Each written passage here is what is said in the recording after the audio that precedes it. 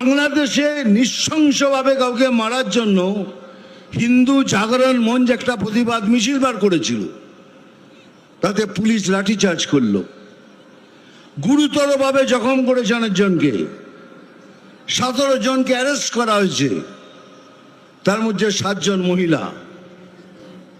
ভাবতে পারছেন বাংলাদেশে হয়েছে, প্রতিবাদ করছি এখানে সেটাও করতে পারবেন না। কিছুদিন ধরে আমার মনের মধ্যে একটা উচ্ছ্বাল তরঙ্গ চলছে, মনটা ভালো নেই। কেন নেই সেটা হলো এই জন্যই কি আমি কি এখনো পশ্চিম বাংলায় আছি না বাংলাদেশে আছি।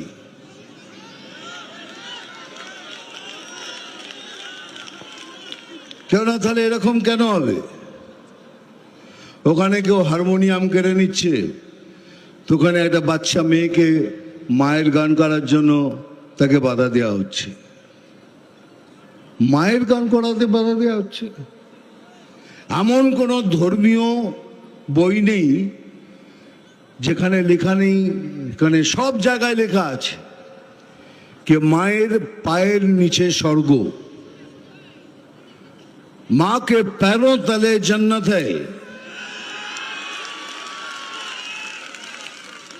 अगर তাই যদি হয় তাহলে মা সাম্প্রদায়িক হলো কি করে? এই জন্য হচ্ছে এখানকার সরকার ছুট দিয়ে রেখেছেন। আমরা কিন্তু বারবার বলছি আমরা মুসলমানদের খিলাফ নই, আমরা ভারতীয় মুসলিমদের এগেনস্টে নই, আমরা ওই মুসলিমদের এগেনস্টে যারা ভারতের ক্ষতি করতে চায়। আর তাদেরই এই সরকার ছুট দিয়ে রেখেছেন, আপনারা যা ইচ্ছে করুন, হিন্দুদের ধরে মারুন, জ্বালিয়ে দিন, অপমান করুন, যা ইচ্ছে করুন, আমরা কিছু বলবো না, কারণ আপনাদের আমরা আঘাত দিতে চাই না। এই যে দাদা, এই যে এখানে এখানে এখানে আসুন, পরে দেখতে পাচ্ছেন, এদিকে আসুন, আমাকে ডিস্টার্ব করছেন এসব ব্যবহার করে। তাহলে কেন এরকম হচ্ছে? একটা কথা বলতে পারবে না, আপনাদের যা খুশি তাই করুন, আপনাদের এই সরকার খোলা ছুট দিয়ে রেখেছে। তাহলে এটা কি করে হতে পারে? বাংলাদেশে নৃশংসভাবে কাউকে মারার জন্য হিন্দু জাগরণ মঞ্চ একটা প্রতিবাদ মিছিল বার করেছিল, তাতে পুলিশ লাঠিচার্জ করলো, গুরুতরভাবে জখম করেছে অনেকজনকে, 17 জনকে অ্যারেস্ট করা হয়েছে, তার মধ্যে 7 জন মহিলা। ভাবতে পারছেন বাংলাদেশে হয়েছে, প্রতিবাদ করছি এখানে সেটাও করতে পারবেন না। তার মানে সোজা ভাষায় এই সরকার বলে দিচ্ছে যা ইচ্ছে তাই করুন, আমরা বাংলাদেশের পক্ষে। আমরা যেভাবেই হোক এই পশ্চিম বাংলাকে ওয়েস্ট বাংলাদেশ করে ছাড়ব। তাহলে আপনারাও শুনে রাখুন, এই শরীরে যতদিন 1 ফোঁটা রক্ত থাকবে, कोई माई का लाल ये नहीं कर सकता।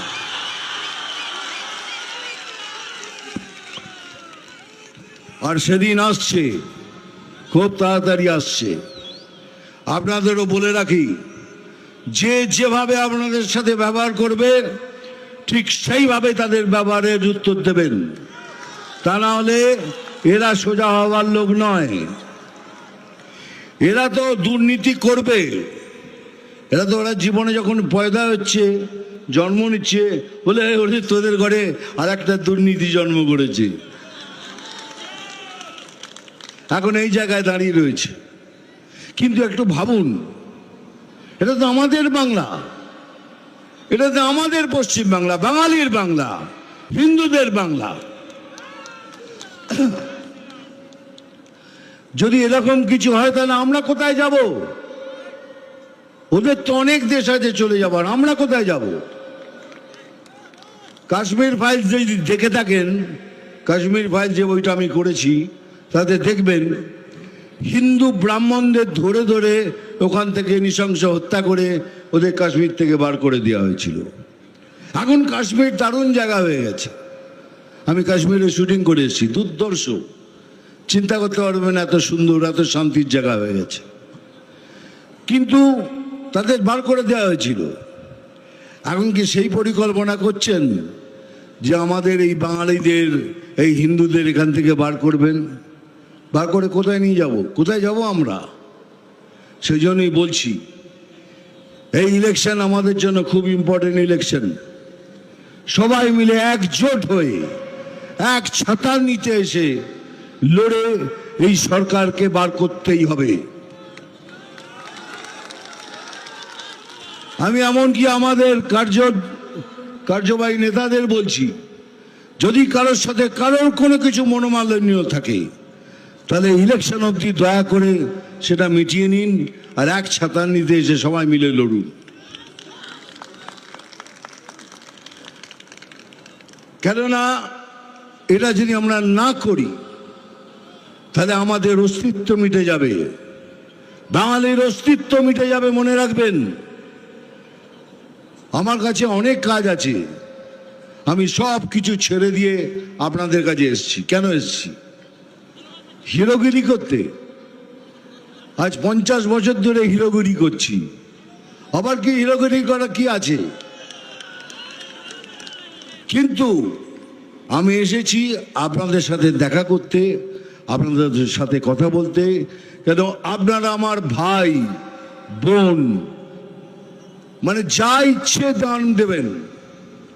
আমি আপনাদের মতো একজন, আপনাদের কাছে এসেছি কথা বলার জন্য, আপনাদের বোঝাবার জন্য।